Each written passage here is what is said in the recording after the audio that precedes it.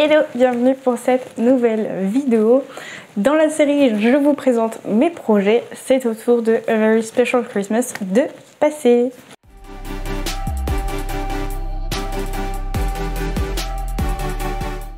Donc, A Very Special Christmas, je l'ai commencé techniquement avant The Perfect Match, puisque je l'ai commencé dans un concours Fixia de 2020. Ça devait être septembre-octobre ou novembre 2020.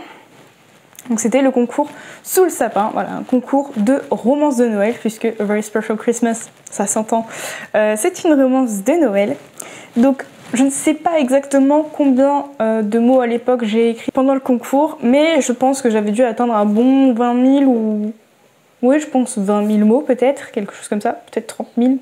Je sais pas trop en vrai où je me suis arrêtée. Mais du coup, je pense que ça doit être décembre-janvier, j'ai arrêté pour justement écrire The Perfect Match puisqu'il y avait le concours mythique. Donc là, il a été mis en pause pendant un très long moment, très long, puisque je ne l'ai repris qu'1 an plus tard.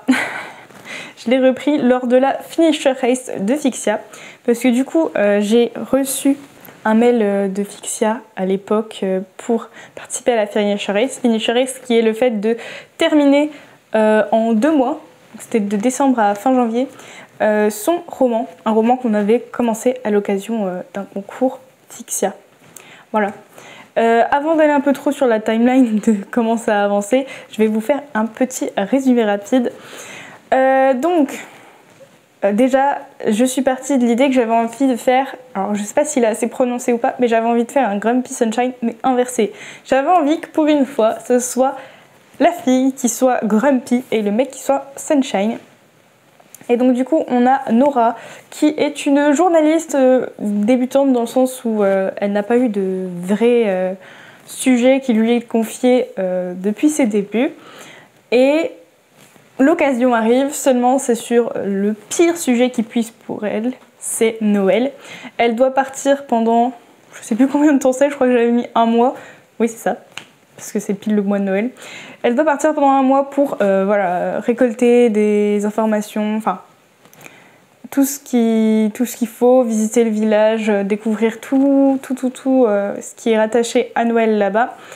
Et franchement, au début, elle hésite entre refuser mais perdre cette belle opportunité ou accepter mais devoir faire avec tout ce qui est Noël, tout ce qu'elle déteste. Et donc, sur place, puisqu'elle accepte, elle est logée par un couple très gentil, très mignon, un couple de personnes âgées qui gèrent un gîte. Et c'est leur petit-fils qui va lui faire la visite de ce village. Voilà un peu pour le résumé. Vous vous doutez bien que le petit-fils va réussir un peu à dérider mademoiselle et lui faire à peu près apprécier Noël, peut-être. Donc voilà un peu vite fait pour le résumé. Donc je vous l'ai dit, je l'ai commencé en 2020, il y a eu une grosse pause et ensuite la Finisher Race a redonné le coup de boost qu'il me fallait. Franchement, la Finisher Race, c'est là où j'ai aussi découvert la méthode Pomodoro, puisque du coup on avait accès à un Discord, on était tous ensemble, où il y avait, je crois qu'on devait donner notre objectif par semaine, et puis il y avait une histoire de compétition entre teams. Je crois que on avait la banderole de la Finisher Race à notre couleur si on était ceux qui avaient le plus réussi notre objectif dans la team. Je crois, un truc comme ça. Enfin, la team qui avait le plus réussi ses objectifs.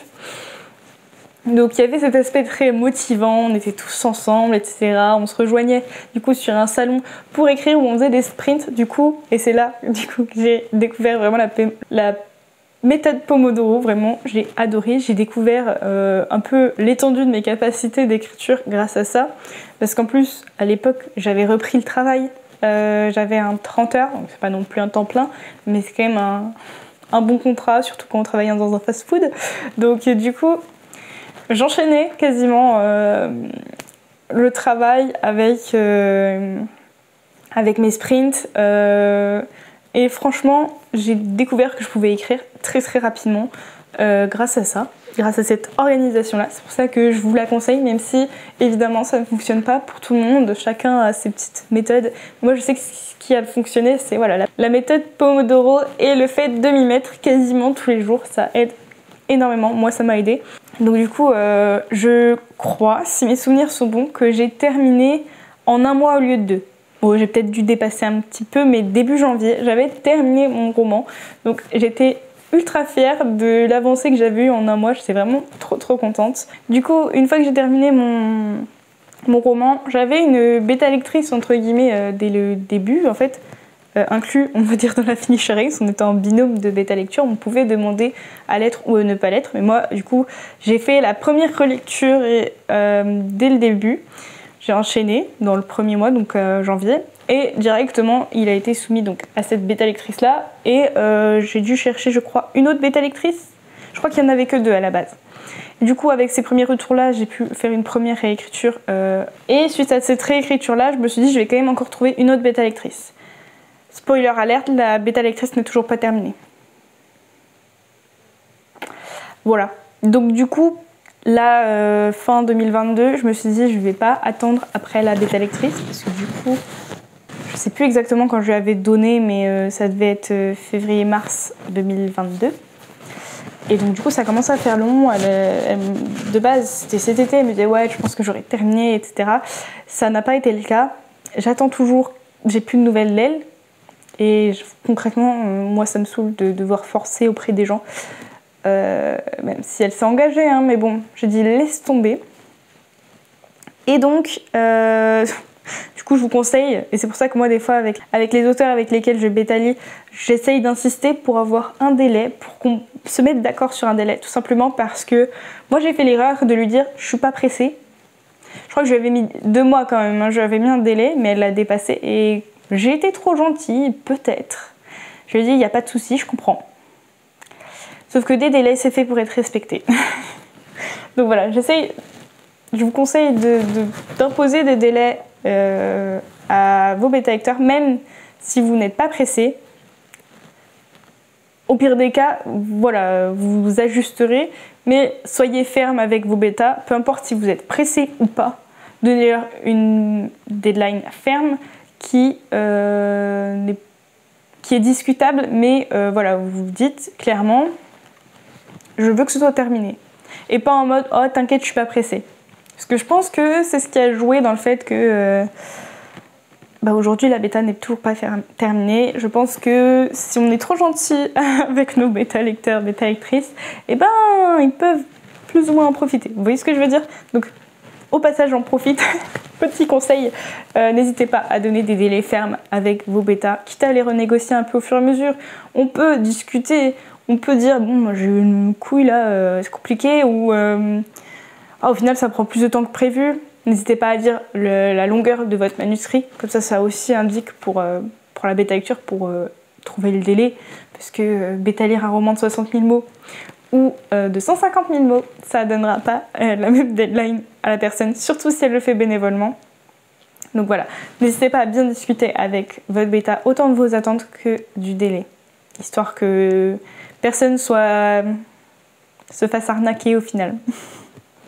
Donc bon, du coup, directement après la finisher race, j'ai fait donc la relecture, la première phase de bêta lecture, la réécriture, et je l'ai renvoyé en bêta.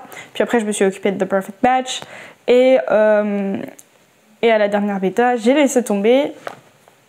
J'ai pris tous les commentaires qu'elle avait fait sur le début du manuscrit, j'ai réécrit en fonction de ça, j'ai recorrigé tout le manuscrit, je l'ai réécrit en entièreté, même s'il me manquait des retours, et je l'ai proposé au concours des murmures littéraires.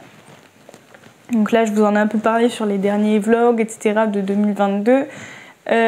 Du coup, il a été accepté dans la première phase du concours, ce qui fait que là, maintenant, j'attends le 8 mai 2023 pour en savoir plus. Je ne sais plus exactement les phases du concours. Là, je sais juste que en gros, ils ont sélectionné à peu près la moitié des manuscrits qu'ils ont reçus, je crois.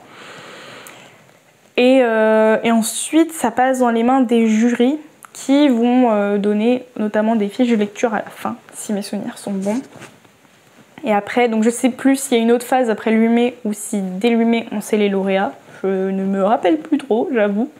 Et voilà, donc du coup, entre guillemets, pour l'instant, celui-là, il est entre parenthèses, il est en attente. Puisque du coup, j'attends vraiment de terminer le processus du concours pour voir ce que j'en fais.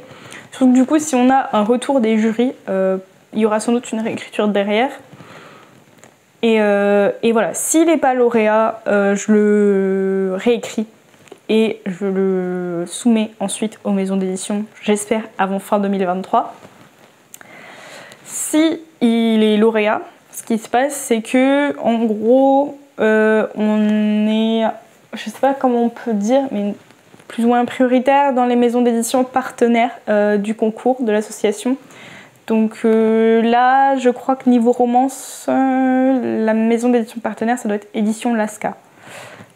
Je crois que c'est la seule pour l'instant en partenaire en romance, je dirais.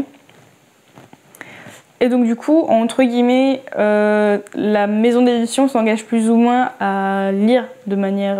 Enfin, vraiment, à vraiment considérer le dossier du roman. Et si ça ne fonctionne pas avec cette maison d'édition-là, l'association nous fait une sorte de lettre de recommandation auprès des autres maisons d'édition. Et donc dans ce cas-là, si ça ne fonctionne pas avec les éditions Lasca, je le soumettrai ailleurs. Voilà, tout simplement.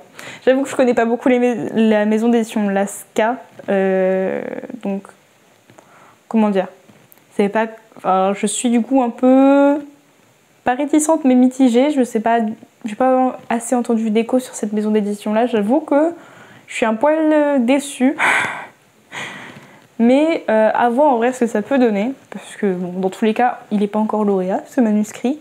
Et puis même s'il l'est, ça me permettra de découvrir potentiellement une maison d'édition sympa.